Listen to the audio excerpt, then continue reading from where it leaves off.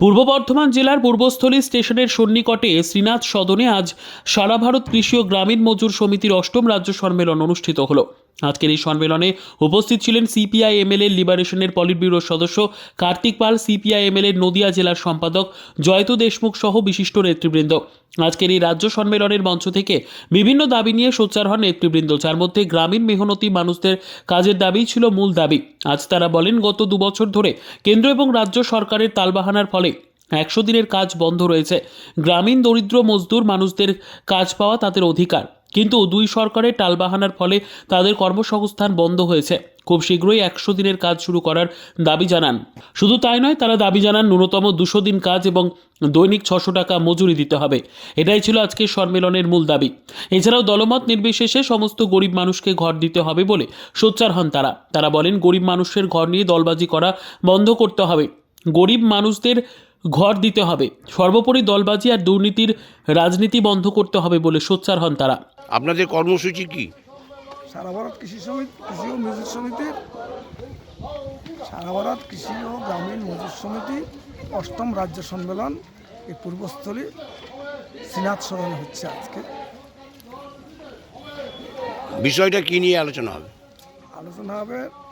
আজকে 2 বছর ধরে কেন্দ্রীয় সরকার বা রাজ্য সরকারের টালবাহানার ফলে গ্রামাঞ্চলে ক্ষেত মজুররা বা গ্রামীণ মেহনতিরা যে আইনগত অধিকার, যে ভারতবর্ষে একটাই আইন গ্রামীণ জনগণের জন্য আছে, সেই কাজে যে 100 দিনের কাজ সেটা তারা পাচ্ছে না 2 বছর।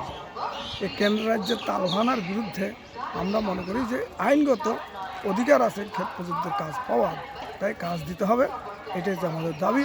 এবং আমরা মনে করি 100 দিন নয়, বছরে 200 দিন কাজ এবং 600 টাকা মজুরি দেওয়া উচিত। এটাই যে আমার 1 নম্বর দাবি। আর দিন হচ্ছে আজকে গৃহহীন বা বলতে পারুন ভূমিহীন সংখ্যা পশ্চিমবাংলায় বা ভারতবর্ষ জুড়ে বাড়ছে। তাই আমরা মনে করি সমস্ত গরিব মানুষকেই যে ছাড় দেওয়ার যে প্রতিশ্রুতি দিয়েছিল, প্রত্যেককেই মানে ঘর দিতে হবে। আর এই ঘর নিয়ে যে দলবাজি চলছে, দুর্নীতি চলছে, এটার বিরুদ্ধে মানুষকে ঐক্যবদ্ধ করে আমরা আন্দোলন গড়ে তুলতে চাই। পূর্বস্থলী থেকে সৈয়দ আবু জাফরের report, PB news. Sun hospital, এখানে যে কোনো রকমের চিকিৎসার বিশ্বস্ত প্রতিষ্ঠান। খুবই কম খরচে বিশ্বমানের চিকিৎসা প্রদান করে থাকে। উন্নত মানের ওয়ার্ড কেবিন, পরিষ্কার পরিচ্ছন্ন পরিবেশ দ্বারা সুসজ্জিত চিকিৎসা ব্যবস্থা রয়েছে। এছাড়া স্বাস্থ্যসাথী কার্ডেও পরিষেবা প্রদান করা হয়। সুতরাং আজই যোগাযোগ করুন সান হসপিটালে। ঠিকানা জিটি রোড, ভাঙাকুঠি, বর্ধমান।